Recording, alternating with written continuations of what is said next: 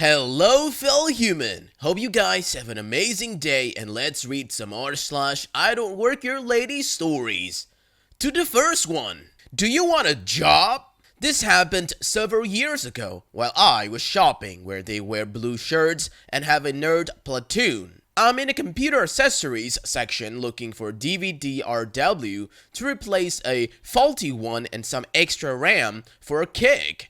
I am, however, not dressed in any way like the indentured servants scurrying around the floor. Black leather bomber jacket, black t-shirt, black jeans, black steel-toed boots, and looked like I just got off a motorcycle, which I had. In fact, a rather imposing figure if I met in a dark alley.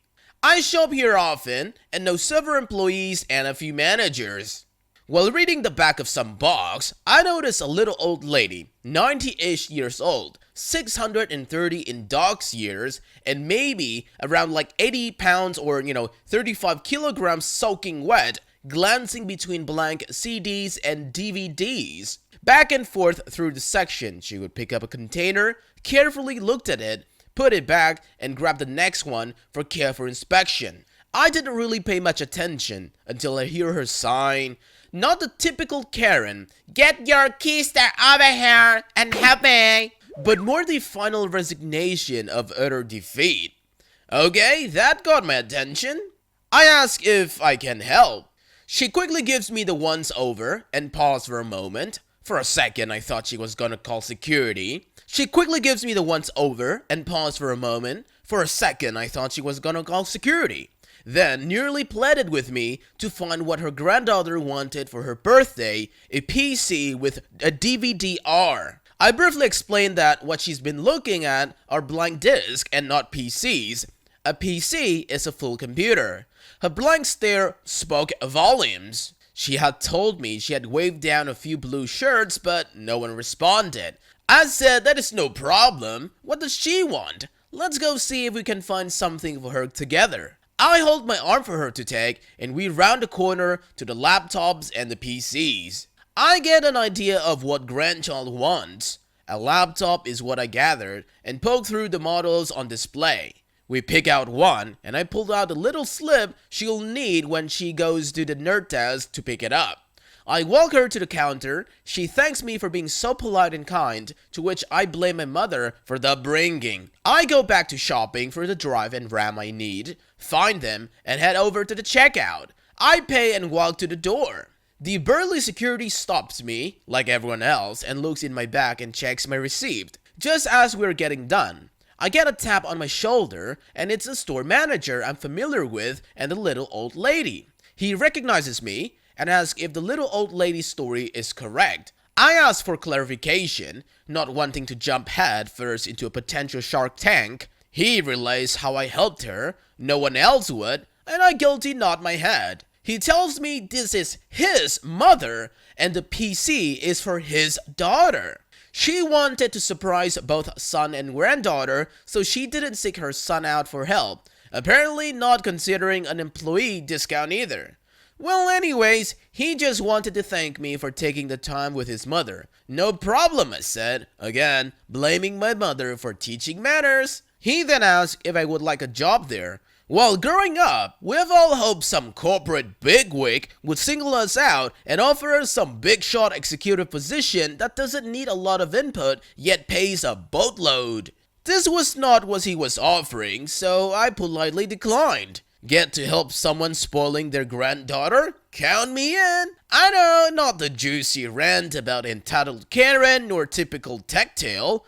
Hope you enjoyed it anyway. Well, this subreddit always needs the occasional reminder that us humans aren't always awful, and I thank you for my early morning smile. On to the second story, lazy workers. My work provided a fleece and polo shirt which looked remarkably like a well-known supermarket. If you wore it, you didn't have to wear a tie, so I was good with that. Never been fond of ties. I, being remarkably obtuse, didn't notice the similarity. So, I'm standing by the tills at the end of one of the aisles, waiting for my wife to come back from somewhere or other, I forget where. There are 5 customers in the queue. It's pretty busy, but there are a few unopened tills, including the one right next to where I'm standing. Maybe someone should open a till, says a remarkably rotund individual. He is staring at me. Me thinking that is a good idea, and assuming he's trying to start a conversation, says, well, that's a good idea. They probably should. And just stood there. He starts getting passive-aggressive with a witty, I hate it when lazy staff sees something that should be done and ignore it. Well, I agree with that. I'm all for proactive behavior, and we just had one dude at my work who was the most annoying and work-shy individual you ever did meet. He never volunteered information. You had to prize it out of him. So I replied, ugh, those kind of people are so annoying. And just stood there for some more. He got a bit red in the face, but he was doing the archetypal Brit thing where he refuses to address the problem he sees right in front of him directly. He huffs and puffs and shakes his head, and a glimmer of understanding penetrates my thick fog of ignorance. Me, I don't work here, right? He gets all wide-eyed. Oh, sorry, mate. Me, well, no worries. It's the fleas, isn't it? Well, looks kinda similar. Me, well, yeah, it really does. We part on friendly enough terms and a renewed understanding of how easy it is to play an unwriting part in an unfolding drama. Well, it didn't even occur to him that even if you did work there, the fact that you were in the queue with your own shopping would suggest that you had clocked off and you were on your way home. Third story. I'm just being nice to a Karen, and she wants to see my manager. This happened a few weeks ago, just after Christmas. I was at the grocery store picking up a few supplies my wife had forgotten to get when we did groceries. This grocery store also carries clothes, books, and toys. My aunt works at this store, and since it's the closest to my house, I'm there every week. So I know a few employees that I see regularly, and when I pass them, I said hello to them and ask how their day was going, etc. The uniform there is a black t-shirt or sweater embossed with the store's names written in yellow and a picture of the mascot with a bright yellow name tag. They even wear black masks with the store name printed on them as well. I was wearing a black sweater that day, but it said Smile More on it, written in white with no name tag and a black Harry Potter mask. I had stopped at the toy section to look for something for my daughter when I heard it. Excuse me? I turned and I saw her. Karen was standing there with her hands on her hips staring at me. She had a blue mask on, with her nose out of course. I thought she wanted something from where I was standing and didn't want to get too close, so I said, oh, sorry, and I took a few steps back. She gave me a weird look and said, there was a basket of books here last week. Do you know where they were moved to? As luck would have it, I did remember seeing some books there and had actually bought one for my daughter for Christmas. I saw a few of them on the shelf near where I was standing. I pointed to them and said, here they are, and I guess they moved them onto the shelf. She looked where I was pointing and said, no, these aren't them. I'm looking for some smaller books. And I said, sorry, not sure where they went. The book section is the other side of the store. I'd tried there. She looked at me and said, aren't you going to check for me? I was a bit tired from working all day, so it didn't click in my head yet. I have to pick up a few things from over here first, but I guess I can have a peek on my way to the registers and let you know if I see anything. She let out a huff and said, doesn't anyone want to work around here nowadays? You're all so lazy. Well, that's when I realized what was going on, so I told her, oh, sorry, I don't actually work here. She looked at me and said, yes, you do. I saw you saying hello and laughing with all those other employees. I laughed a little. Oh, yeah, well, I'm a regular, and said hello to a few people who I know, but no, I don't work here. I don't even have a uniform on. She looked at my sweater. I don't care if you're off duty. You still represent the store and have to treat customers with respect. I want to speak to your manager. I smiled a little under my mask. Ma'am, I'm my manager at the auto parts stores that I work for. If you're looking for a part for your car, I can definitely help you out, but unfortunately, that is all I can do. She seemed to be putting two and two together when an actual employee walked up. Is everything okay here? Karen turned to her, paused for a second, and in a super polite voice said, "Hi, yes, I was looking for the bug section." The employee said, "Sure, I'll show you." And they walked away without another word. I think she was more embarrassed than anything. I got my stuff and checked out. Never saw if she actually got her books or not. Well, that's your typical Karen. No apology and no acknowledgement she was wrong. On to the fourth story. I promise I'm not here to steal your prices. First time posting anything like this, but I'll try to be as precise as possible. For this story, we'll need to take a trip in the Wayback Machine back to the far-flung realm of 1994. The internet was still a strange and unusual thing. The Super Nintendo and Genesis were on the waning edge of the console cycles, and I, as a 15 years old, was into it. The high school version of Water Cooler Tank was what games were we playing? Did we know this? Have we tried that? Etc. Coming into the holiday season, I was feeling my inner math geek come to the forefront as the parents had long since told me about Santa, and instead I was given the directive, "You have this much money for this year's presents. Make it last." Oh, yes, ma'am. As I had not been introduced to any sort of spreadsheet aside from margarine, I had to cobble together 2 sheets of notebook paper, drawed out columns and rows, and listed out all the games I was interested in for the rows, and the stores I was going to check out for the columns. I handcrafted work, but for my eyes at the time, I was pretty proud of it. Cue me tagging along with my mom whenever she went shopping, where I'd split off to do my thing and she'd take care of hers. All very neat and tidy for some of the more niche and or departed stores of yesteryear, looking at you, larger than village of the circuits.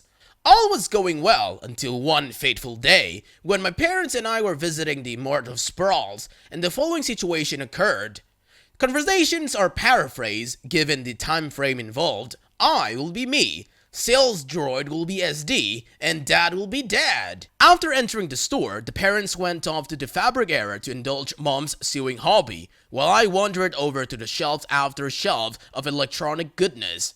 Pulling out of my handy chart, I set to working poring over my options, weighing 1 game here versus 2 there, a grand meta game if you will, to writing every last penny out of my purchases.